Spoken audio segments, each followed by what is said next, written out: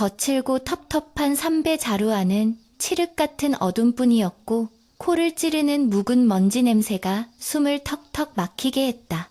짐승처럼 꽁꽁 묶인 손발은 저려오다 못해 감각이 사라진 지 오래였으며 덜컹거리는 움직임에 따라 온몸이 바닥에 부딪히며 전해지는 통증은 뼈마디가 으스러지는 듯했다. 진수는 입안에 재갈이 물려 비명조차 지르지 못한 채 짐짝처럼 누군가의 어깨에 매여 어디론가 실려가고 있었다. 거친 숨소리가 귓가에 울리고 발을 헛디딜 때마다 들려오는 억눌린 신음은 그를 납치한 자가 건장한 장정이 아니라 힘에 부치는 누군가임을 짐작게 했다. 도대체 누가 감히 혼례를 치르고 신방에 들어야 할 새신랑을 이토록 대담하게 납치한단 말인가? 공포보다는 분노가 치밀어 올라 진수는 온몸을 비틀며 격렬하게 저항했다. 그 몸부림의 중심을 잃은 납치범이 비틀거렸고 두 사람은 가파른 비탈길을 굴러 떨어지며 낙엽더미 위로 처박혔다. 윽 하는 단말마와 함께 자루의 매듭이 풀리며 차가운 밤 공기가 훅 끼쳐 들어왔다. 진수는 찢어질 듯한 두통을 참으며 필사적으로 자루를 걷어내고 거친 숨을 몰아쉬었다. 흐릿한 시야가 점차 또렷해지자 창백한 달빛 아래 엎드려 있는 납치범의 모습이 들어왔다. 헝클어진 머리카락 사이로 드러난 얼굴, 공포에 질려 파랗게 질린 입술, 그리고 흙투성이가 된 저고리. 진수는 자신의 눈을 의심했다. 그곳에는 산적도, 원수 집안의 자객도 아닌 오늘 아침까지만 해도 곱게 단장하고 자신의 새순물을 대령하던 몸종 달래가 사시나무 떨듯 떨며 엎드려 있었다. 진수는 입에 물린 재갈을 거칠게 뱉어내며 믿을 수 없는 현실에 치를 떨었다. 네가 어찌 감히 이런 패륜을 저지른단 말이냐? 달래 너 정녕 미친 것이냐? 진수의 고함이 고요한 산속을 쩌렁쩌렁 울렸지만 달래는 고개를 들지 못한 채 바닥에 이마를 또시며 오열했다. 도련님, 죽여주시옵소서. 소인을 찢어 죽여도 시원치 않으실 것입니다. 허나 지금은 가야 합니다. 여기서 지체하면 모두 죽습니다. 달래의 목소리는 공포에 질려 갈라져 있었으나 그 눈빛만은 기이할 정도로 형형하게 빛나고 있었다. 평소 순박하고 어리숙하여 개미 한 마리 죽이지 못하던 달래였다. 그런 아이가 주인집 귀한 아들이자 오늘 혼례를 올린 새신랑을 보쌈하여 야반도주를 감행하다니 이는 천지가 개벽할 일이요 삼족이 멸할 대역죄였다. 진수는 끓어오르는 분노를 주체하지 못하고 묶인 발로 달래의 어깨를 밀어찼다. 이년, 내 당장 관아에 고하여 내년을 능지처참에 처할 것이다. 썩 이 포박을 풀지 못할까? 그러나 달래는 밀려난 몸을 다시 일으켜 세우더니 핏발선 눈으로 진수를 노려보며 단호하게 고개를 저었다. 관아에 가셔도 좋습니다. 제 목을 치셔도 좋습니다. 허나 오늘 밤 그 집, 그 신방에는 절대로 다시 들어가실 수 없습니다. 달래는 품에서 투박한 낫을 꺼내 들었다. 진수가 흠칫 놀라 뒤로 물러서자 달래는 낫으로 진수의 포박을 끊는 대신 자신의 치맛자락을 북 찢어 진수의 입을 다시 틀어막으려 했다. 진수는 기가 막혀 말문이 막혔다. 이 계집이 정령 실성하여 귀신이 들린 게 틀림없었다. 사태가 이 지경에 이르자 진수의 머릿속에는 불과 몇 시즌 전에 화려했던 혼례청의 풍경이 주마등처럼 스쳐 지나갔다. 김진사 댁의 외동아들인 그와 이 고을 최고의 부자라는 최부자댁 고명딸의 혼례였다. 마당에는 오색천이 휘날리고 떡치는 소리와 풍악 소리가 담장을 넘어온 고을에 울려 퍼졌다. 붉은 관복을 입고 사모관대를 한 진수는 하객들의 축하를 받으며 의기양양하게 말을 탔었다. 신부의 얼굴은 연지곤지에 가려 잘 보이지 않았으나 다소곳한 자태와 풍겨오는 향긋한 분냄새는 진수의 마음을 설레게 하기에 충분했다. 아버님은 가문의 영광이라며 술잔을 기울이셨고 어머님은 눈시울을 붉히며 아들의 등을 토닥이셨다. 모든 것이 완벽했고 모든 것이 찬란했다. 밤이 깊어지고 하객들이 하나둘 돌아간 뒤 진수는 두근거리는 가슴을 안고 신방으로 향할 채비를 하고 있었다. 그때였다. 뒷간에 잠시 다녀오겠다며 나선 길목. 어둠 속에서 불쑥 튀어나온 누군가가 그의 뒤통수를 가격했다. 둔탁한 통증과 함께 세상이 빙글 돌았고 희미해지는 의식 속에서 그가 마지막으로 맡은 냄새는 익숙한 달래의 옷에서 나던 비릿한 풀냄새였다. 눈을 떴을 때는 이미 좁은 자루 안이었고 지금 그는 이 깊은 산골짜기 이름 모를 숲속에 내동댕이 쳐져 있는 것이었다. 평생을 양반가의 규율 속에서 살아온 진수에게 이 상황은 현실이라기보다는 지독한 악몽에 가까웠다. 일어나십시오, 도련님. 제발 서두르셔야 합니다. 달래는 진수의 팔을 억세게 잡아 끌었다. 여인의 힘이라고는 믿기지 않을 만큼 강한 악력이었다. 진수는 버티려 했으나 오랫동안 묶여 있었던 탓에 다리에 힘이 들어갔지 않았다. 비틀거리며 일어선 진수는 찢어진 도포자락과 흙투성이가 된 비단 신발을 내려다보며 망연자실했다. 내 발로 걷겠다. 손대지 마라. 진수는 차갑게 내뱉으며 달래의 손을 뿌리쳤다. 지금 당장이라도 산 아래로 뛰어내려가고 싶었으나 사방은 온통 짙은 어둠뿐이었고 길이라곤 보이지 않는 험한 숲이었다. 지리를 모르는 상태에서 섣불리 움직였다가는 낭떠러지로 떨어지거나 짐승의 밥이 될 것이 뻔했다. 일단은 이 미친 종년이 이끄는 대로 가다가 기회를 보아 관아나 인가로 도망칠 심산이었다. 달래는 진수가 걷기 시작하자 그제야 안도의 한숨을 내쉬며 앞장섰다. 그녀는 틈만 나면 뒤를 돌아보며 무언가 쫓아오지 않는지 확인했다. 바람이 나뭇가지를 흔들 때마다, 부엉이가 음산하게 울 때마다 달래의 어깨는 눈에 띄게 움츠러들었다. 그 모습은 단순히 주인에게 발각될까 두려워하는 도망자의 모습이 아니었다.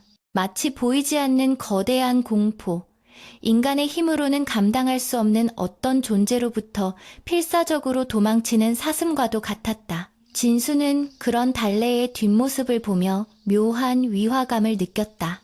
10년 넘게 자신을 모셔온 아이였다. 늘 해맑게 웃으며 다친 일도 마다하지 않던 달래가 주인에게 칼을 겨누는 대역죄를 범하면서까지 피하고자 하는 것은 도대체 무엇이란 말인가. 산길은 갈수록 험해졌다. 가시덤불이 진수의 고운 피부를 긁어 생채기를 냈고 돌뿌리에 걸려 넘어질 때마다 입안에서는 비릿한 흙맛이 났다. 땀으로 범벅이 된 진수는 숨이 턱끝까지 차올랐다. 개설아, 더는 못 간다. 이유라도 알아야겠다. 왜 하필 오늘이냐? 왜 하필 신방에 들기 직전이란 말이냐? 진수가 나무 기둥을 붙잡고 소리쳤다. 달래는 멈춰 섰지만 뒤를 돌아보지 않았다. 그녀의 등은 가늘게 떨리고 있었다. 한참의 침묵 끝에 달래가 입을 열었다. 목소리는 물기를 머금어 축축하고 처연했다. 그곳은 사람이 살 곳이 아닙니다, 도련님. 그 아씨는 사람이 아니옵니다. 뭐라? 사람이 아니라니? 그게 무슨 해괴한 망언이냐? 진수는 어이없음에 헛웃음을 터뜨렸다. 최부자댁 규수가 사람이 아니라면 귀신이라도 된단 말인가? 내년이 나를 흠모하여 질투에 눈이 멀었구나. 내 너를 어여삐 여겼거늘 고작 이런 짓을 벌이려 내 인생을 망치려 드느냐? 진수의 호통에 달래가 천천히 뒤를 돌았다. 달빛을 받은 그녀의 얼굴은 눈물로 뒤범벅되어 있었으나 눈동자만은 진실을 호소하고 있었다. 연모합니다. 예, 도련님을 연모하여 죽어서도 갚지 못할 죄를 지었습니다. 허나 질투 때문에 도련님을 납치한 것이 아닙니다. 오늘 밤 그 방에 들어가셨다면 도련님은 내일 아침 싸늘한 주검으로 발견되셨을 것입니다. 지난 3명의 신랑들처럼 말입니다. 진수는 순간 등골이 서늘해짐을 느꼈다. 최부자댁 딸이 홍기를 놓쳐 나이가 찼다는 이야기는 들었으나 전에 혼인을 했었다는 말은 금시초문이었다. 게다가 3명의 신랑이 죽어나갔다니 중매쟁이도 아버지도 그런 내막은 전혀 모르는 눈치였다. 거짓말 마라. 그런 흉사가 있었다면 어찌 소문이 나지 않았겠느냐? 진수가 다그치자 달래는 입술을 깨물며 대답했다. 최 부잣댁에서 돈으로 입을 막고 관아와 결탁하여 병사로 위장했으니까요. 제가 보았습니다. 놈들이 쑥덕거리는 것을, 그리고 신부의 방에서 흘러나오는 그 비릿한 피냄새를 저는 맡았습니다. 달래의 말은 횡설수설하는 듯 하면서도 묘하게 구체적이었다. 진수는 혼란스러웠다. 이 아이가 미쳐서 헛소리를 하는 것인지 아니면 정말 자신이 모르는 끔찍한 음모가 도사리고 있는 것인지 판단이 서지 않았다. 하지만 한 가지 분명한 것은 지금 돌아가기에는 너무 멀리 왔다는 사실이었다. 숲의 어둠은 더욱 짙어졌고 어디선가 짐승의 울음소리인지 바람소리인지 모를 기괴한 소리가 들려오기 시작했다. 달래는 다시 진수의 소매를 잡아 끌었다. 설명은 나중에 다 드리겠습니다. 곧 그들이 냄새를 맡고 쫓아올 겁니다. 어서 몸을 숨겨야 합니다. 두 사람은 다시 어둠 속을 헤치고 나아갔다. 진수의 비단신은 다해져 발바닥이 찢어지는 고통이 밀려왔지만 달래의 긴박한 태도에 압도되어 군소리 없이 발걸음을 옮겼다. 한참을 걷자 숲풀 사이로 허름한 폐가 한 채가 모습을 드러냈다. 지붕은 반쯤 무너져 내리고 담장은 넝쿨에 뒤덮인 흉가나 다름없는 곳이었다. 이곳입니다. 여기라면 놈들의 눈을 잠시나마 피할 수 있을 것입니다. 달래는 썩은 문짝을 열고 진수를 안으로 밀어 넣었다. 퀴퀴한 곰팡이 냄새와 냉기가 가득한 방 안으로 들어선 진수는 바닥에 주저앉았다. 달래는 문을 닫고 문틈으로 밖을 내다보며 숨을 죽였다. 진수는 어둠 속에서 달래의 뒷모습을 응시했다. 홀레복을 입은 채 폐가에 갇힌 신세라니 분노와 수치심 그리고 알 수 없는 공포가 뒤섞여 머릿속이 엉망진창이었다. 그때였다. 밖에서 스스스 하는 소리가 들려왔다. 바람 소리와는 달랐다. 마치 거대한 뱀이 낙엽 위를 기어가는 듯한 끈적하고 불길한 소리였다. 달래가 흠칫 놀라며 진수의 입을 손으로 틀어막았다. 그녀의 손은 얼음장처럼 차가웠고 진수는 그녀의 손 너머로 들려오는 거친 심장 박동 소리를 느꼈다. 밖에는 분명 사람이 아닌 무언가가 있었다. 폐가에 썩은 문짝 너머로 들려오던 기괴한 스스스 소리가 잦아들자 팽팽하게 당겨졌던 공포의 현이 끊어진 듯 달래는 바닥에 주저앉으며 가쁜 숨을 몰아쉬었다. 그녀의 이마에는 식은땀이 비오듯 흘러내려 흙먼지와 뒤섞여 흉한 몰골을 만들고 있었으나 문틈을 응시하는 눈동자만큼은 여전히 경계를 늦추지 않고 번들거렸다. 진수는 기둥에 묶인 채 그 모습을 지켜보며 마른 침을 삼켰다. 방금 들린 소리는 분명 산짐승의 것이 아니었다. 낙엽을 스치는 소리치고는 지나치게 무거웠고 바람소리라기에는 소름 끼치도록 끈적한 점성이 느껴지는 소리였다. 마치 거대한 뱀이 먹잇감을 노리며 혀를 날름거리는 듯한 착각마저 들게 했다. 하지만 진수는 애써 그 불안감을 떨쳐내려 고개를 저었다. 이 모든 것은 저 미친 계집종이 꾸며낸 연극일 뿐이라 스스로를 다독였다. 양반의 채통을 지키기 위해서라도 그는 이 상황을 이성적으로 받아들여야만 했다. 이제 그만하거라, 달래야. 네가 정령 귀신에 홀린 게 아니라면 이쯤에서 멈추어야 한다. 진수의 목소리는 추위와 공포로 인해 미세하게 떨리고 있었다. 그는 최대한 위험을 갖추려 노력하며 달래를 회유하기 시작했다. 지금이라도 나를 풀어주고 관아에 자수한다면 내 아버님께 말씀드려 목숨만은 부지하게 해주마. 너도 알지 않느냐? 우리 가문이 너를 얼마나 아꼈는지.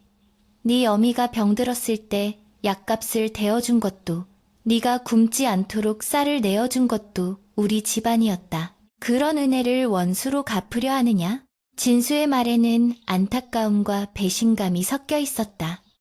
그러나 달래는 들은 채도 하지 않고 품속에서 주먹밥 한 덩이를 꺼내 진수의 입가에 가져다 대었다. 쉰내가 폴폴 풍기는 보리 주먹밥이었다. 드십시오 도련님. 기운을 차리셔야 합니다. 밤이 되면 또다시 움직여야 할지도 모릅니다. 달래의 목소리는 단호했다. 진수는 고개를 쯤 돌려 주먹밥을 거부했다. 이따 윗것을 먹으라고 주는 게냐?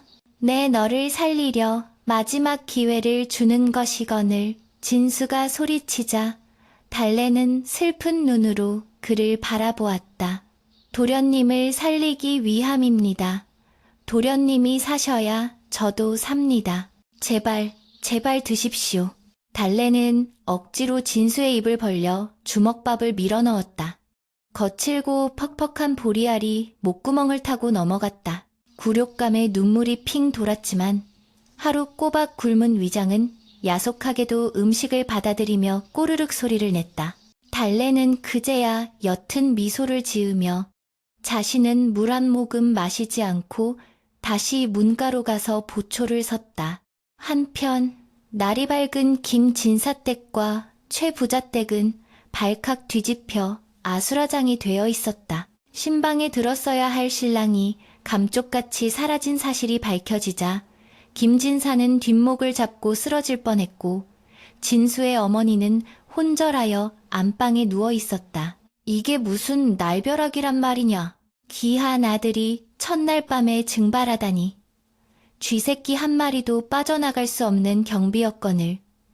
김진사의 고함 소리가 담장을 넘었다. 하인들은 사시나무 떨듯 떨며 마당에 머리를 박고 있었고 관아에서 파견된 포졸들이 집안 곳곳을 쑤시고 다녔다. 그러나 더욱 기이한 것은 신부 측인 최부자댁의 반응이었다.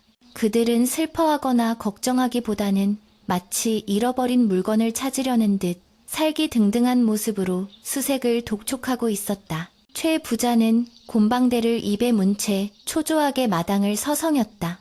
그의 눈빛은 뱀처럼 차갑고 날카로웠다. 오늘 밤이 지나기 전에 찾아야 한다. 반드시 오늘 밤 아니어야 해. 그렇지 않으면 그는 말끝을 흐리며 주먹을 꽉 쥐었다. 옆에 서 있던 집사놈이 은밀하게 속삭였다. 마님, 추노꾼들을 풀었습니다. 이 일대 지리에 밝은 놈들이니 금방 냄새를 맡을 것입니다. 그리고 그 몸종년이 사라진 것도 확인되었습니다. 아마도 그년이 도련님을 빼돌린 듯합니다. 최 부자의 얼굴이 일그러졌다. 감히 천한 종년 따위가 대사를 그르치다니. 산채로 잡아오너라. 내 그년의 가죽을 벗겨 죽을 때까지 고통을 주리라. 그의 명령은 단순한 분노를 넘어선 광기 어린 집착이었다. 산속 폐가의 시간은 더디게 흘렀다. 낡은 창호지 틈으로 들어오는 햇살이 바닥에 길게 누웠을 때 진수는 비로소 달래의 몰골을 자세히 뜯어볼 수 있었다. 곱게 따았던 댕기머리는 산발이 되어 헝클어졌고 꽃분홍색 치마는 가시덤불에 찢겨 너덜거렸다. 손등과 발목은 여기저기 긁히고 피가 맺혀 딱지가 앉아 있었다. 그 처참한 모습에 진수의 마음 한구석에서 묘한 연민이 피어올랐다. 어릴 적부터 그림자처럼 자신을 따르던 아이였다. 여름이면 부채질을 해주고 겨울이면 언손을 호호 불어 녹여주던 그 따뜻했던 아이가 왜 이토록 험한 꼴을 자처한단 말인가. 달래야, 네가 말한 그 신부 이야기 정말이냐? 내 도저히 믿기지가 않아서 그런다. 진수의 목소리가 한결 부드러워졌다. 달래는 흠칫 놀라며 진수를 돌아보았다. 그녀의 눈망울에 물기가 어렸다. 도련님은 모르십니다. 최부자 댁은 사람이 사는 곳이 아닙니다. 제가 혼례 준비를 돕기 위해 그 집에 며칠 머물렀을 때 저는 보았습니다. 밤마다 안채 깊은 곳에서 들려오는 비명소리를, 그리고 뒷마당 우물가에 버려진 피 묻은 남자 옷가지를 태우는 것을요. 달래의 목소리가 공포에 질려 떨렸다. 그 집 하인들은 모두 벙어리이거나 귀머거리 행세를 합니다. 아무도 입을 열려 하지 않아요. 제가 엿들은 바로는 그댁 아씨는 태어날 때부터 저주를 받아 양기를 취하지 않으면 살 수 없는 요물이라 했습니다.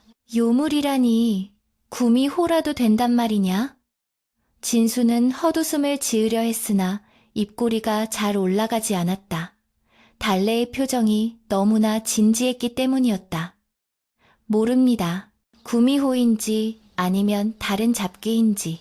허나 분명한 것은 그 아씨와 첫날 밤을 보낸 사내들은 모두 쥐도 새도 모르게 사라졌다는 것입니다. 도련님도 그리 되실 뻔했습니다. 제가 냄새를 맡았습니다.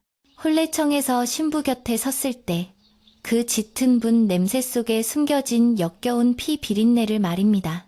달래는 몸서리를 쳤다. 그녀는 남들보다 예민한 코와 감각을 타고났다. 어릴 때부터 비가 올 것을 미리 알거나 사람이 죽을 때를 예감하곤 했던 달래였다. 진수도 그녀의 그런 신묘한 능력을 익히 알고 있었기에 그녀의 말을 마냥 무시할 수만은 없었다. 그때였다. 멀리서 개 짖는 소리와 함께 왁자지껄한 사람들의 고함 소리가 바람을 타고 들려왔다. 저기다! 저쪽 골짜기를 뒤져라! 익숙한 포졸들의 목소리와 거친 추노꾼들의 외침이었다. 진수의 눈이 번쩍 뜨였다. 구조대가 온 것이다. 여기다. 나 여기 있다. 진수는 젖먹던 힘을 다해 소리치려 했다. 그러나 목소리가 터져나오기도 전에 달래가 표범처럼 달려들어 흙 묻은 손으로 진수의 입을 틀어막았다. 읍! 진수는 격렬하게 저항하며 몸을 비틀었다. 저들이 오면 살 수 있다. 저들이 오면 이 지옥 같은 납치극도 끝이다. 안 됩니다. 소리내지 마십시오. 달래는 울부짖듯 속삭이며 온몸으로 진수를 눌렀다. 저들은 도련님을 구하러 온 게 아닙니다. 최부자택에서 보낸 놈들입니다. 잡히면 도련님은 다시 그 신방으로 끌려가 죽게 됩니다. 달래의 눈에서 굵은 눈물방울이 뚝뚝 떨어져 진수의 얼굴을 적셨다. 진수는 그녀의 눈동자 속에서 진심 어린 공포와 절박함을 보았다. 단순한 납치범의 눈이 아니었다. 그것은 새끼를 지키려는 어미 짐승의 눈빛과도 같았다. 밖에서 들려오는 발자국 소리가 점점 가까워졌다. 나뭇가지가 꺾이는 소리, 김진사댁 도령을 찾으면 포상이 쌀 100가만이라더라. 하며 킬킬거리는 소리가 폐가 앞마당까지 들이닥쳤다. 달래는 진수를 끌고 방 한 구석에 있는 낡은 장롱 뒤편의 좁은 틈새로 몸을 숨겼다. 두 사람의 몸이 밀착되자 심장이 터질 듯 쿵쾅거리는 소리가 서로에게 전해졌다. 썩은 문짝이 덜컹거리더니 횃불을 든 사내들의 그림자가 방 안으로 길게 드리워졌다. 분명 이 근처에서 인기척이 있었는데 험상님께 생긴 추노꾼 하나가 방 안을 휘 둘러보았다. 횃불의 불빛이 장롱 쪽을 스치고 지나갔다. 진수는 숨을 멈췄다. 살고 싶은 본능과 달래의 말이 주는 공포 사이에서 갈등이 극에 달했다. 만약 달래의 말이 사실이라면, 만약 저들이 나를 구해주는 척하며 그 죽음의 신방으로 다시 끌고 간다면, 에이, 쥐새끼도 없구먼. 옆 골짜기로 가보자. 다행히 사내들은 대충 훑어보고는 발길을 돌렸다. 그들이 멀어지는 소리가 들리자 진수는 그제야 참았던 숨을 토해냈다. 온몸에 힘이 빠져 장롱에 기댔다. 달래 역시 다리가 풀려 바닥에 주저앉았다. 그녀의 손은 여전히 진수의 옷자락을 꽉 쥐고 있었다. 마치 놓으면 영영 사라질까 두려워하는 듯 했다. 진수는 그런 달래의 손을 물끄러미 내려다보았다. 거칠고 투박한 손. 하지만 그 손이 지금 자신의 목숨을 쥐고 있는 유일한 동아줄처럼 느껴졌다. 밖은 다시 고요해졌지만 그 고요함은 아까와 달랐다. 해가 서산으로 넘어가고 있었고 숲은 보랏빛 어둠으로 물들어가고 있었다. 이제 곧 밤이 옵니다, 도련님. 달래가 나직하게 중얼거렸다.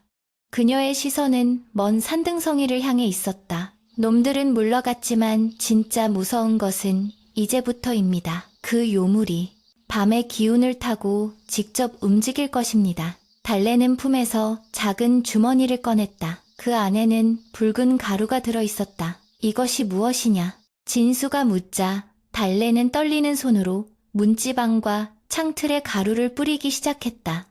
무당 할멈에게 얻은 팥 가루와 제 피를 섞은 것입니다. 이것이 요물의 접근을 잠시나마 막아줄 것입니다. 어둠이 완전히 내려앉자 폐가 주변의 공기가 달라졌다. 낮에 느꼈던 산의 서늘함과는 차원이 다른 뼛속까지 시리는 냉기가 바닥에서부터 올라왔다.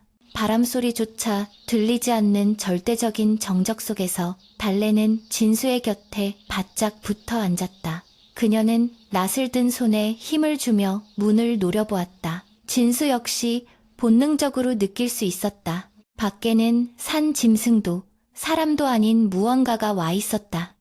그것은 소리 없이 폐가를 빙빙 돌고 있었다.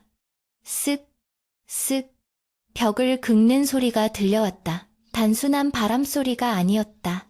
긴 손톱으로 흙벽을 긁어내리는 듯한 날카로운 소리였다. 도련님, 김진수 도련님. 밖에서 여인의 목소리가 들려왔다. 나긋나긋하고 애절한 혼례청에서 들었던 신부의 목소리였다. 어디 계셔요? 심방이 차갑게 식었습니다. 어서 돌아오세요. 제가 기다리고 있답니다. 그 목소리에는 거부할 수 없는 기이한 매력이 깃들어 있어 진수는 순간 홀린 듯 몸을 일으키려 했다. 하지만 달래가 그의 어깨를 강하게 눌렀다. 듣지 마십시오. 귀를 막으십시오. 저건 사람이 아닙니다. 달래의 외침에 정신이 번쩍 든 진수는 소스라치게 놀라며 다시 주저앉았다. 문 밖의 그림자가 문풍지에 비쳤다. 사람의 형상이 아니었다. 목이 기이하게 길고 머리가 산발한 기괴한 그림자가 춤을 추듯 흔들리고 있었다. 문풍지 너머에서 들려오던 나긋나긋한 신부의 목소리는 순식간에 소름 끼치는 짐승의 그르렁거리는 소리로 돌변했다. 진수 도련님, 어찌하여 대답이 없으십니까? 내 이토록 애타게 찾고 있거늘 어찌하여 비천한 종년의 치마폭 뒤에 숨어 계신단 말입니까? 그 목소리는 마치 쇠를 긁는 듯 날카로웠고 동시에 깊은 우물 속에서 울려나오는 듯 공명했다. 진수는 본능적으로 귀를 틀어막았으나 그 소리는 고막을 뚫고 뇌수까지 파고드는 듯했다. 낡은 문짝이 보이지 않는 거대한 힘에 의해 덜컹거렸고 문틈 사이로 뿜어져 나오는 냉기는 방 안의 온기를 순식간에 집어삼켰다. 달래가 뿌려놓은 붉은 팥 가루와 피가 섞인 결계가 닿은 문지방에서 치익하는 소리와 함께 매캐한 연기가 피어올랐다. 그것은 마치 뜨거운 달궈진 인두가 생사를 지지는 듯한 역겨운 타는 냄새였다. 오지 마! 오지 마라! 진수는 공포에 질려 비명을 질렀다. 양반의 채통이고 뭐고 따질 겨를이 없었다. 눈앞에서 벌어지는 이 기이한 현상은 그가 평생 읽어온 성현의 말씀이나 이성으로는 도저히 설명할 수 없는 괴력난신 꽈일리린샨의 세계였다. 달래는 피가 배어 나오는 손으로 낫을 움켜쥔 채 문을 향해 꼿꼿이 앉아 주문을 외듯 중얼거렸다. 물러가라, 이 사악한 요물아. 여기는 네가 넘볼 곳이 아니다. 내 피가 마르기 전에는 절대로 이 문지방을 넘지 못할 것이다. 달래의 목소리는 떨리고 있었으나 그 안에 담긴 기백은 결코 물러서지 않겠다는 결사항전의 의지였다. 밖에서 문을 긁어대던 손톱 소리가 더욱 거칠어졌다. 벅, 벅, 벅. 흙벽이 떨어져 나가고 썩은 나무가 뜯겨 나가는 소리가 고요한 산속의 정막을 찢었다. 문 밖의 존재는 단순히 힘으로 밀고 들어오려는 것이 아니었다. 그것은 진수의 정신을 갉아먹으려 하고 있었다. 진수야, 네 아비가 너를 팔았어. 금덩이와 논문서에 눈이 멀어 하나뿐인 아들을 사지로 밀어넣었지. 너도 알지 않느냐? 김진사댁의 가세가 기울어가고 있다는 것을. 요물의 목소리는 다시금 진수의 아버지인 김진사의 목소리로 변해 있었다. 진수는 흠칫 놀라 고개를 들었다. 아버지의 목소리, 그 굵고 엄한 톤까지 똑같았다. 네가 죽어줘야 가문이 산다. 그깟 목숨 하나 바쳐서 집안을 일으킨다면 효도가 아니겠느냐. 어서 나오너라.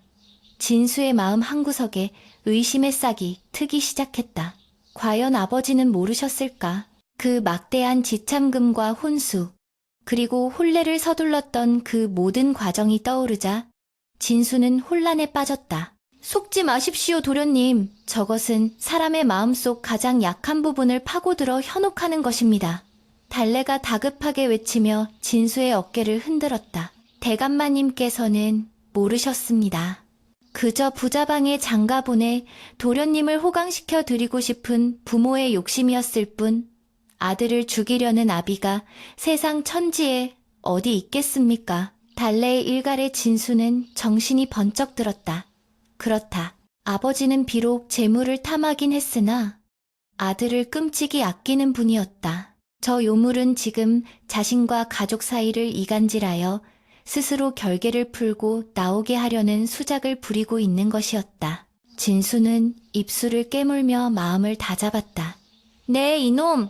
감히 내 아버님을 사칭하다니! 네 정체가 무엇이냐? 진수가 호통을 치자 밖에서는 기괴한 웃음소리가 터져나왔다. 키키키, 정체라. 네가 오늘 밤 내 품에 안겨 확인해보면 될 일이 아니더냐. 시간이 흐를수록 방 안의 공기는 더욱 무거워졌다. 달래가 쳐놓은 결계의 효력이 점점 떨어지고 있었다. 문지방에 뿌려진 붉은 가루는 검게 변해버렸고 달래의 얼굴은 과다출혈로 인해 백지장처럼 하얗게 질려 있었다. 그녀는 이미 극한의 한계에 다다라 있었다. 식은 땀이 비오듯 흘러내려 그녀의 옷을 적셨고 낯을 쥔 손은 경련을 일으키고 있었다. 진수는 그런 달래의 모습을 보며 가슴이 미어지는 듯한 고통을 느꼈다. 천한 종이라 하대했고 납치범이라 욕했던 이 여인이 지금 자신의 목숨을 지키기 위해 생명력을 태우고 있는 것이었다. 진수는 조심스럽게 다가가 달래의 피 흐르는 손을 자신의 비단 도포 자락으로 감싸 쥐었다. 달래야, 이제 되었다. 이러다 네가 먼저 죽겠다. 달래는 흐릿한 눈으로 진수를 올려다 보았다. 도련님, 저는 괜찮습니다. 천한 목숨 끊어진들 무엇이 아깝겠습니까? 허나 도련님은 사셔야 합니다. 양반이라서가 아닙니다. 제게는 도련님이 세상의 전부이시기 때문입니다. 달래의 고백은 절절했다. 그것은 단순한 충심을 넘어선 신분의 벽에 가로막혀 단 한 번도 입 밖으로 내지 못했던 깊은 연모의 정이었다. 진수는 목이 메어 아무 말도 할 수 없었다. 그동안 자신은 달래의 마음을 알면서도 모른 척했거나 혹은 너무나 당연하게 여겨왔던 것이었다. 진수는 떨리는 손으로 달래의 헝클어진 머리카락을 넘겨주었다. 미안하다. 내가 너무 늦게 알았다. 그 순간 쾅 하는 굉음과 함께 문짝 하나가 떨어져 나갔다. 달빛이 쏟아져 들어와야 할 자리에 거대한 그림자가 서 있었다. 진수는 숨을 들이켰다. 그것은 사람이 아니었다. 인간의 형상을 하고 있었으나 눈은 뱀처럼 찢어져 붉게 빛나고 있었고 입은 귀밑까지 찢어져 날카로운 송곳니를 드러내고 있었다. 손톱은 단검처럼 길게 자라 있었으며 온몸에서 풍기는 피비린내와 썩은 내는 코를 찔렀다. 소문으로만 듣던 요물, 인간의 정기를 빨아먹고 산다는 구미호의 아종이거나 혹은 원한설인 귀물임이 분명했다. 요물은 붉은 혀를 날름거리며 방 안을 훑어보았다. 찾았다. 내 서방님. 달래는 비명을 지르며 몸을 날려 요물 앞을 가로막았다. 안 돼! 도련님! 도망치십시오! 뒷문으로 나가십시오! 달래는 낫을 휘두르며 필사적으로 저항했다. 그러나 요물의 힘은 압도적이었다. 요물은 가소롭다는 듯 손을 휘저어 달래를 벽으로 처박아 버렸다. 헉! 달래는 피를 토하며 바닥에 쓰러졌다. 달래야? 진수는 달래에게 달려가려 했으나 요물이 순식간에 진수의 앞을 가로막았다. 차가운 냉기가 진수의 온몸을 얼어붙게 만들었다. 요물의 손이 진수의 턱을 잡아 올렸다. 그 차가운 감촉은 마치 시체와도 같았다. 곱구나. 아주 고와. 전에 놈들보다 훨씬 맛이 좋겠어. 진수는 공포로 인해 다리가 후들거렸으나 쓰러져 있는 달래를 본 순간 알 수 없는 용기가 솟구쳤다. 이대로 죽을 수는 없었다. 달래를, 자신을 위해 모든 것을 바친 이 여인을 두고 혼자 저승으로 갈 수는 없었다. 진수는 주변을 두리번거렸다. 바닥에 굴러다니는 썩은 석가래 조각 하나가 눈에 들어왔다. 진수는 요물의 시선이 잠시 달래에게 향한 틈을 타. 젖먹던 힘을 다해 나무 토막을 집어들어 요물의 머리를 내리쳤다. 퍽! 하는 둔탁한 소리와 함께 나무 토막이 산산조각 났다. 요물은 고통보다는 당황한 듯 뒤로 한 걸음 물러났다. 양반집 도련님이 감히 자신에게 반격을 가하리라고는 생각지 못한 모양이었다. 네 이놈, 네가 사람이냐 짐승이냐, 하늘이 두렵지 않으냐. 진수는 고래고래 소리를 질러 자신을 고무시켰다. 요물은 찢어진 입가를 닦으며 기괴하게 웃었다. 하늘? 그런 건 인간들이나 믿는 것이지. 내게는 오직 줄인 배를 채울 먹이만 있을 뿐이다. 요물은 다시 진수에게 달려들 기세였다. 그때 쓰러져 있던 달래가 비틀거리며 일어났다. 그녀의 손에는 품속에 숨겨두었던 작은 호리병이 들려 있었다. 도련님, 엎드리십시오. 달래는 호리병에 마개를 따고 요물의 얼굴을 향해 액체를 뿌렸다. 그것은 평범한 물이 아니었다. 절에서 받아온 귀신을 쫓는다는 향나무 삶은 물과 소금이 섞인 액체였다. 카! 아! 액체가 요물의 얼굴에 닿자마자 치지직 소리와 함께 하얀 연기가 피어올랐다. 요물은 얼굴을 감싸쥐고 괴로워하며 몸부림쳤다. 피부가 타들어가는 고통에 요물은 짐승 같은 포효를 내질렀다. 지금입니다. 도련님, 뛰십시오. 달래가 소리쳤다. 진수는 달래의 손을 낚아채고 뚫린 문을 통해 밖으로 뛰쳐나갔다. 칠흑 같은 어둠 속 숲은 여전히 위험천만했지만 등 뒤에 있는 괴물보다는 나았다. 두 사람은 가시덤불을 헤치고 돌부리에 걸려 넘어지면서도 멈추지 않고 달렸다. 뒤에서 요물의 분노에 찬 비명소리가 숲을 울렸다. 죽여버리겠다! 끝까지 쫓아가서 뼈와 살을 분리해주마! 얼마나 달렸을까? 숨이 터질 것 같고 심장이 입 밖으로 튀어나올 것만 같았다. 동쪽 하늘이 희끄무레하게 밝아오고 있었다. 여명이었다. 밤새 그들을 괴롭히던 음기가 서서히 물러가고 태양의 양기가 대지를 비추기 시작했다. 진수와 달래는 어느 계곡 바위 틈에 쓰러지듯 몸을 숨겼다. 달래는 탈진하여 정신을 잃기 직전이었다. 그녀의 옷은 피로 붉게 물들어 있었고 얼굴은 시체처럼 창백했다. 진수는 달래를 품에 안고 그녀의 차가운 뺨을 비탐다. 달래야, 정신 차려라. 날이 밝았다. 우리가 살았다. 진수의 눈에서 뜨거운 눈물이 흘러내려 달래의 얼굴에 떨어졌다. 달래는 힘겹게 눈을 떴다. 그녀의 시선은 진수의 얼굴에 머물렀다. 도련님, 무사하셔서 다행입니다. 희미한 미소를 짓던 달래는 이내 고개를 떨구고 의식을 잃었다. 달래야, 달래야! 진수는 달래를 흔들며 울부짖었다. 다행히 숨은 붙어 있었다. 다만 지독한 출혈과 탈진이 문제였다. 진수는 자신의 겉옷을 벗어 달래를 덮어주었다. 이제 그는 더 이상 철부지 도련님이 아니었다.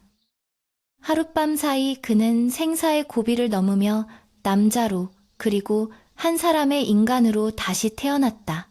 그는 달래를 업고 산을 내려가기로 결심했다.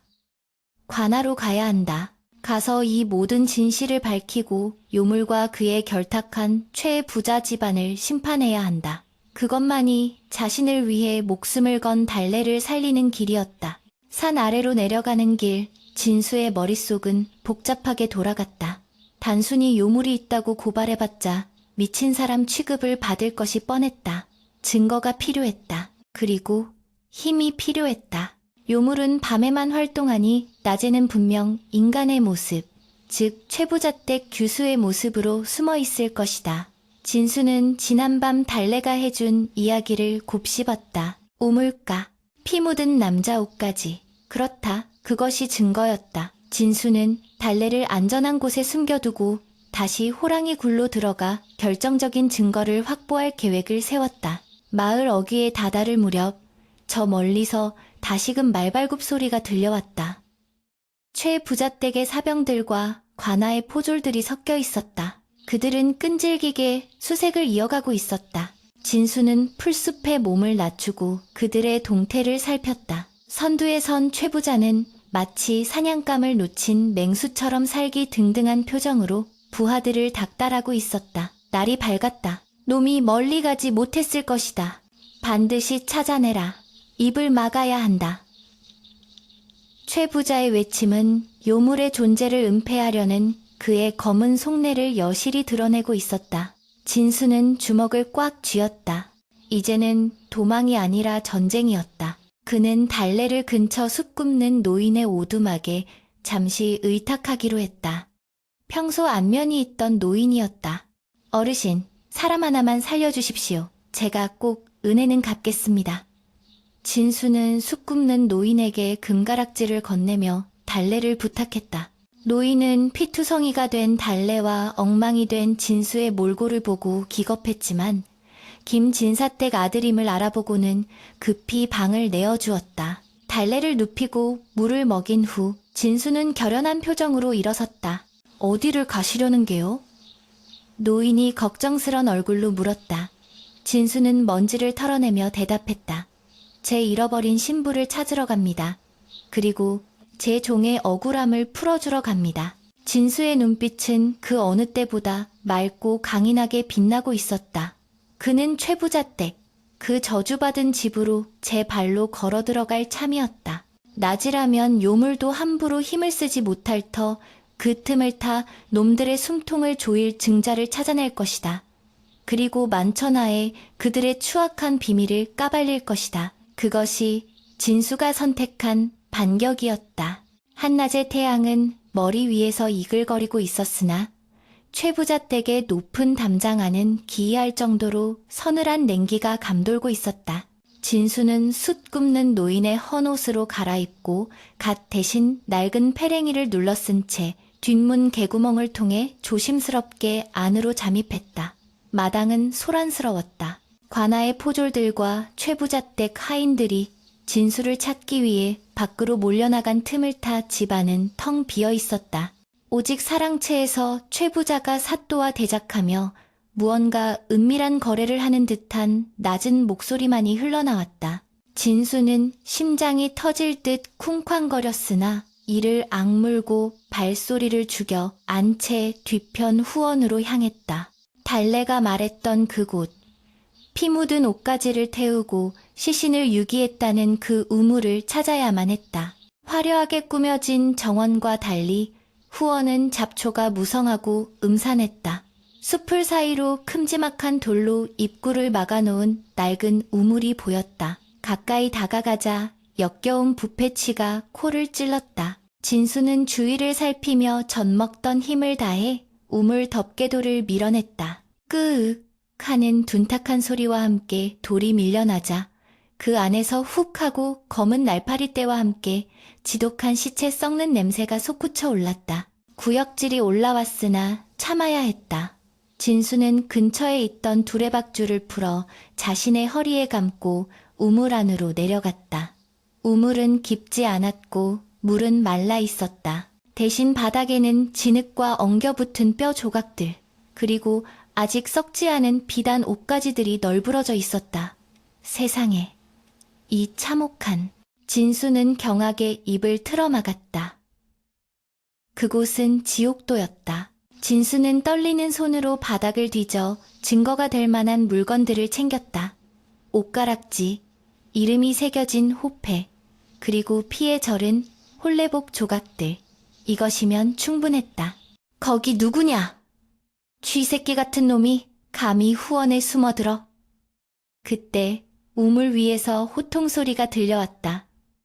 최 부자의 집사였다. 진수가 고개를 들기도 전에 위에서 밧줄이 끊어지고 건장한 사내들이 우물 안으로 뛰어내려 진수를 제압했다. 이놈, 잘 걸렸다. 내 놈이 제 발로 기어들어 올 줄이야. 집사는 진수의 멱살을 잡고 끌어올렸다. 진수는 반항했으나 수적 열세였다.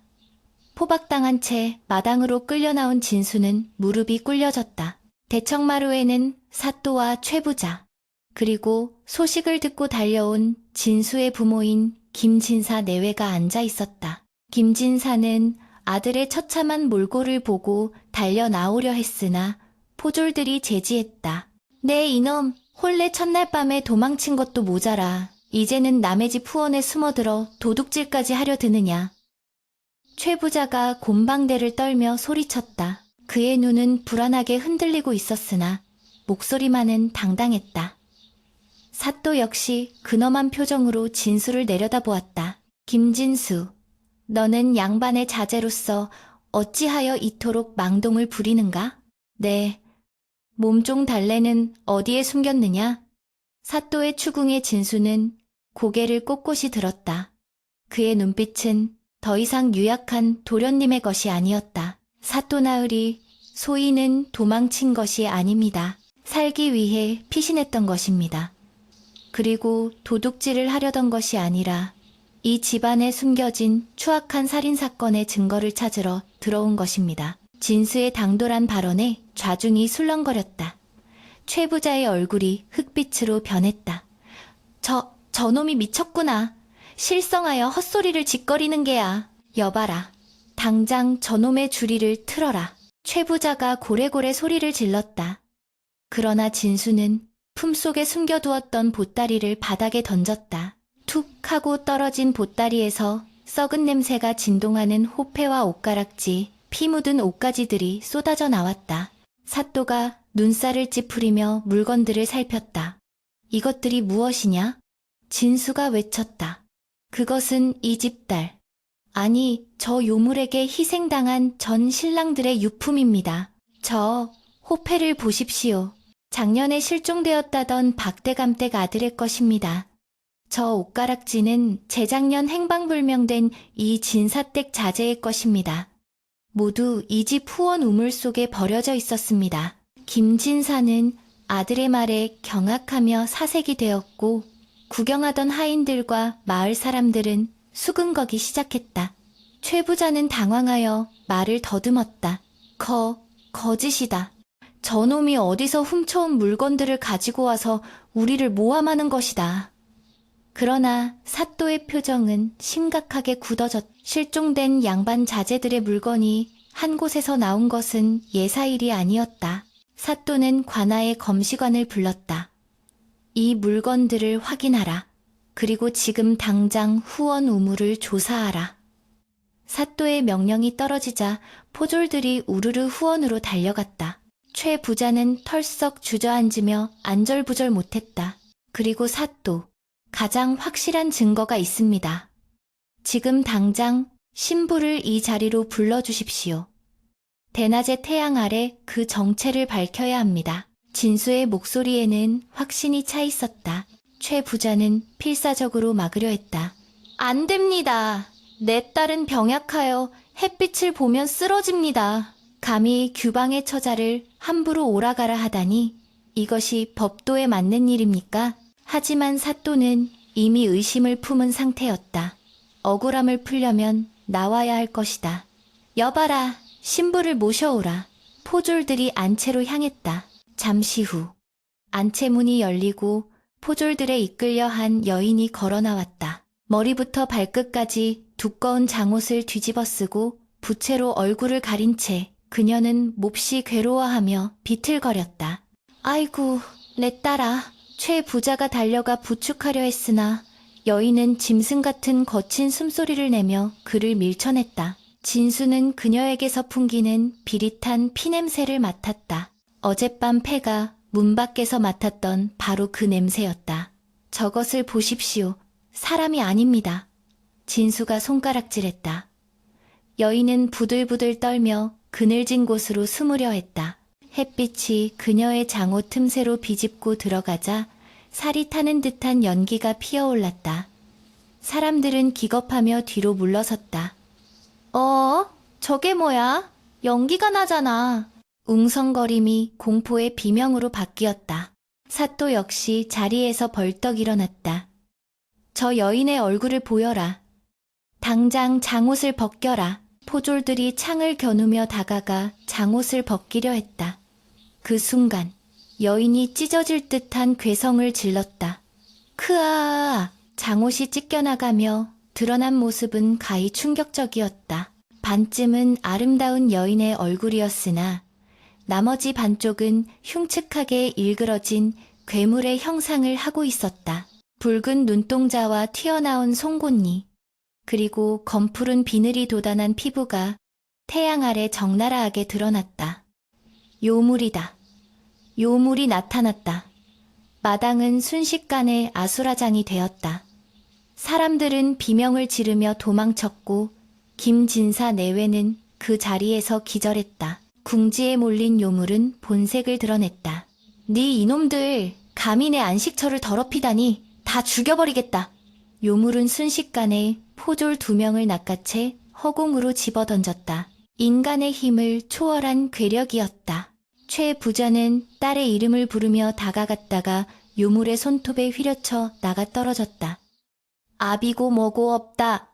내 배가 고프다. 요물은 미쳐 날뛰며 사또가 있는 대청마루로 돌진했다. 사또는 혼비백산하여 뒤로 넘어졌다. 그때 진수가 마당에 있던 횃불을 집어들고 요물의 앞을 가로막았다. 네 상대는 나다. 더 이상 무고한 사람들을 해치지 마라. 진수는 두려웠지만 물러설 곳이 없었다. 어젯밤 달래가 보여주었던 희생 정신이 그의 가슴 속에 불을 지폈다. 진수야, 피하거라. 정신을 차린 김진사가 울부짖었다. 요물은 진수를 노려보며 침을 흘렸다. 그래, 너부터 잡아먹어야겠다. 어젯밤 놓친 내 신랑. 요물이 날카로운 손톱을 세우고 진수에게 달려들었다. 진수는 횃불을 휘두르며 저항했지만 요물의 속도는 너무 빨랐다. 요물의 손이 진수의 목을 조여왔다. 숨이 막히고 눈앞이 캄캄해졌다. 이대로 죽는 것인가? 달래의 얼굴이 눈앞에 아른거렸다. 그때 어디선가 물러가라 하는 쩌렁쩌렁한 고함과 함께 화살 하나가 날아와 요물의 어깨에 박혔다. 관아의 무관 출신인 늙은 포교가 쏜 화살이었다. 화살촉에는 붉은 부적이 감겨 있었다. 키야 아! 요물이 고통스러워하며 진수를 놓쳤다. 그 틈을 타 포졸들이 일제히 달려들어 그물을 던졌다. 쇠사슬이 달린 그물이 요물을 덧참했다. 요물은 그물을 찢으려 발광했으나 대낮의 태양 아래서 힘이 현저히 약해져 있었다. 지금이다. 창으로 제압하라.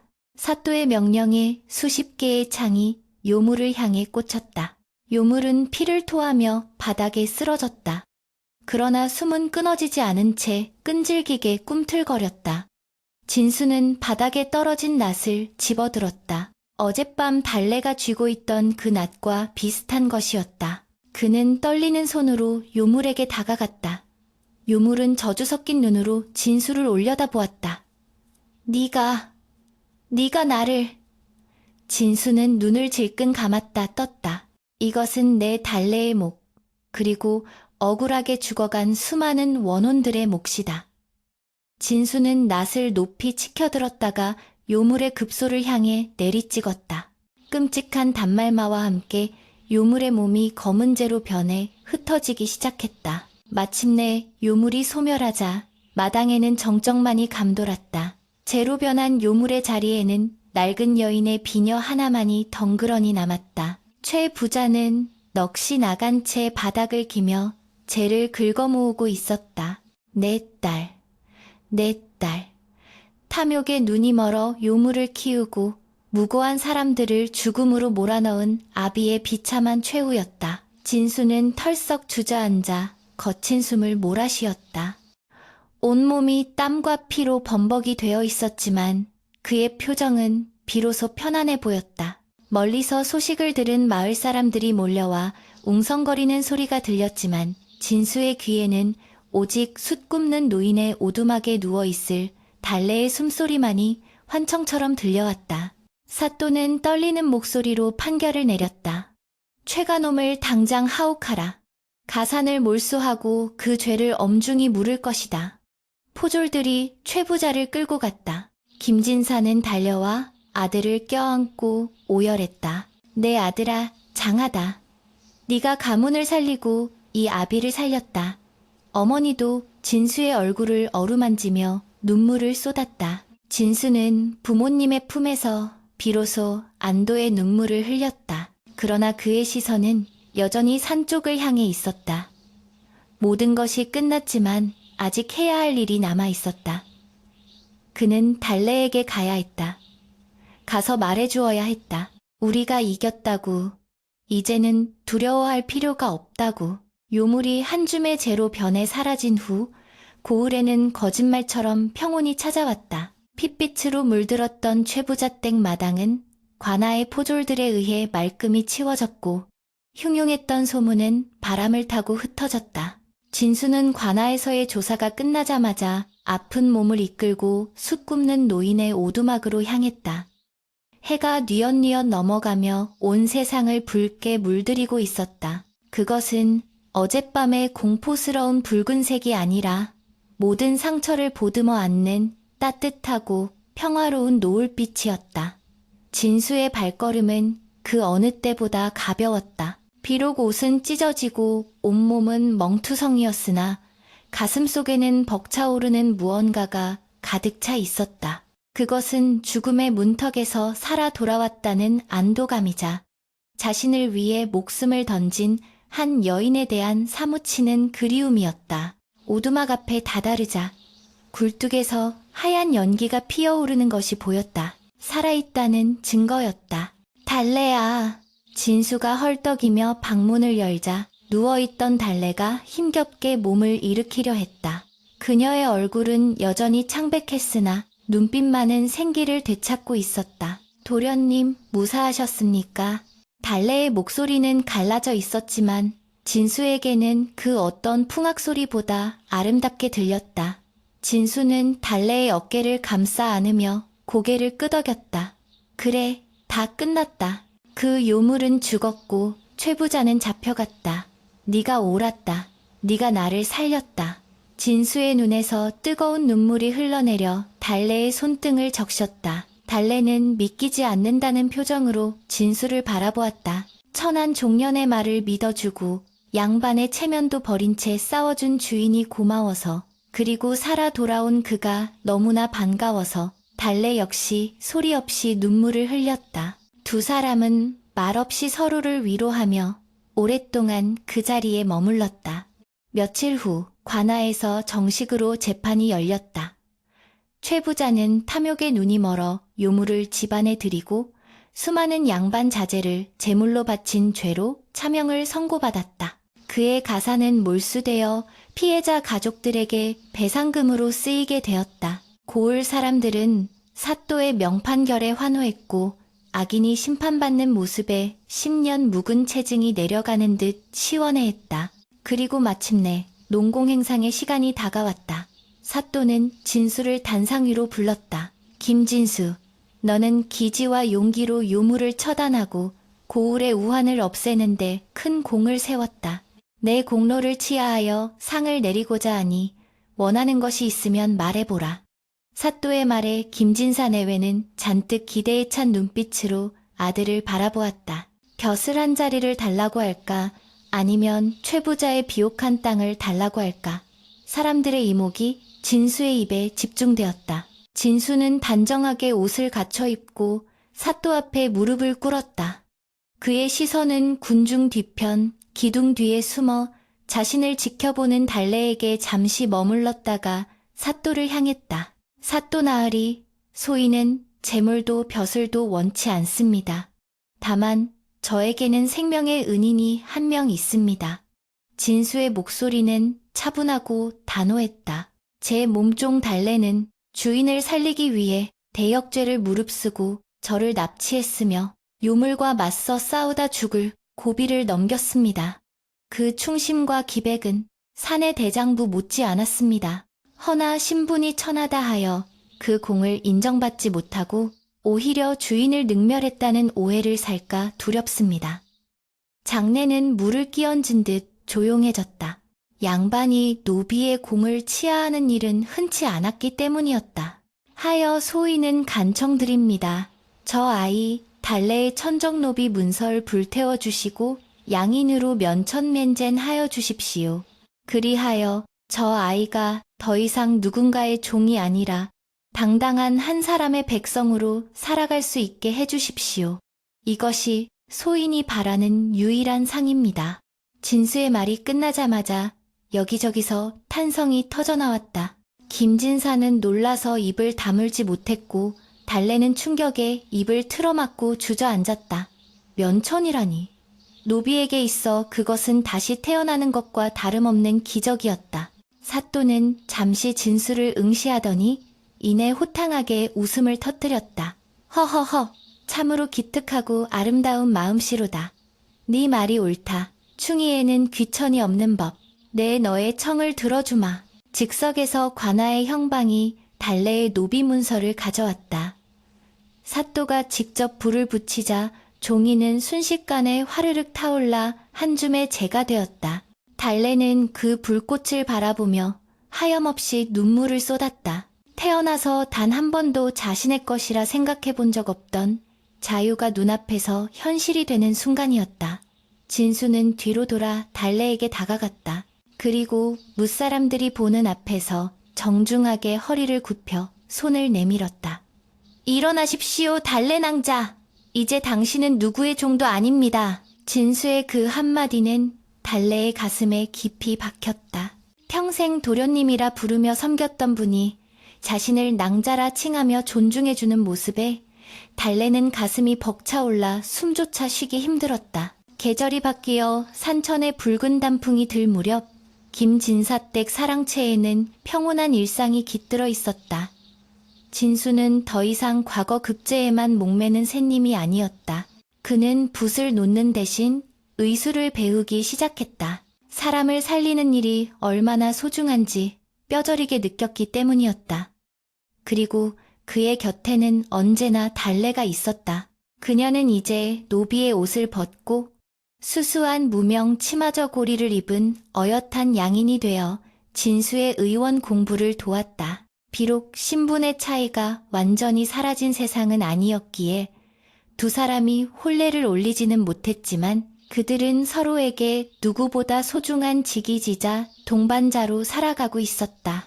김진사 내외도 달래가 아들의 목숨을 구한 은인임을 인정하여 그녀를 며느리 대하듯 아끼고 보살폈다. 어느 맑은 가을날 오후 진수와 달래는 사건이 있었던 그 숲으로 약초를 캐러 갔다. 공포의 장소였던 폐가는 이제 덩굴에 완전히 뒤덮여 자연의 일부로 돌아가고 있었다. 두 사람은 폐가 앞 바위에 나란히 앉아 땀을 식혔다. 진수가 문득 웃음을 터뜨렸다. 생각나느냐? 그날 밤 네가 나를 쌀자루에 넣어 짐짝처럼 메고 가던 일을. 달래는 얼굴을 붉히며 고개를 숙였다. 어찌 있겠습니까? 지금 생각해도 등에 식은땀이 흐릅니다. 제가 미쳤지. 어찌 감히 그런 짓을. 진수는 달래의 손을 부드럽게 잡았다. 거칠었던 손은 이제 제법 고와져 있었다. 아니, 그것은 미친 짓이 아니라 가장 용감한 짓이었다. 그 쌀자루가 아니었다면 나는 지금 이 세상 사람이 아니었을 테니까. 진수는 먼 산을 바라보며 말을 이었다. 옛 성현의 말씀에 사람의 귀함은 그 자리에 있지 않고 그 마음에 있다고 했다.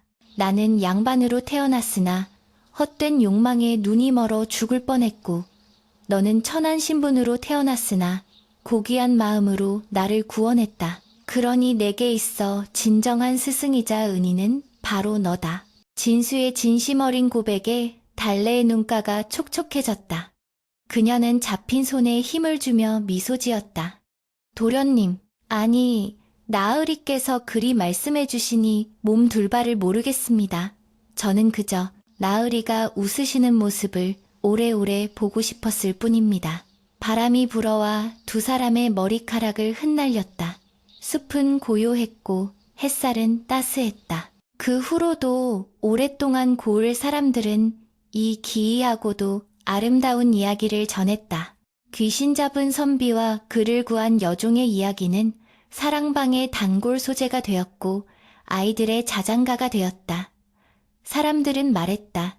진정한 사랑과 충심은 신분의 벽을 넘어서고 사악한 요물조차 물리칠 수 있는 힘이 있다고. 김진수는 훗날 명의민가 되어 가난한 병자들을 돌보며 평생을 존경받았고 달래는 그의 곁에서 약재를 다루며 헌신적인 삶을 살았다. 두 사람 사이에는 자식은 없었으나 그들이 베푼 인술의 혜택을 받은 수많은 이들이 그들의 자식이 되어 주었다. 세월이 흘러 두 사람이 백발이 성성한 노인이 되었을 때도 그들은 여전히 서로의 손을 꼭 잡고 산책을 즐겼다. 어느 날 밤, 유난히 밝은 보름달이 뜬 마당 평상에 앉아 진수가 달래에게 물었다. 다시 태어나도 나와 인연을 맺어주겠소? 달래는 주름진 얼굴에 소녀 같은 미소를 띠며 대답했다. 다시 태어난다면 그때는 제가 도련님을 업고 도망가는 일은 없게 해주십시오. 너무 무거우셨거든요. 두 노인의 맑은 웃음소리가 달빛 젖은 마당에 은은하게 울려 퍼졌다. 그것은 그 어떤 요물도 침범할 수 없는 가장 순수하고 완벽한 결계였다. 담장 너머로 매화 향기가 짙게 풍겨오는 봄밤이었다.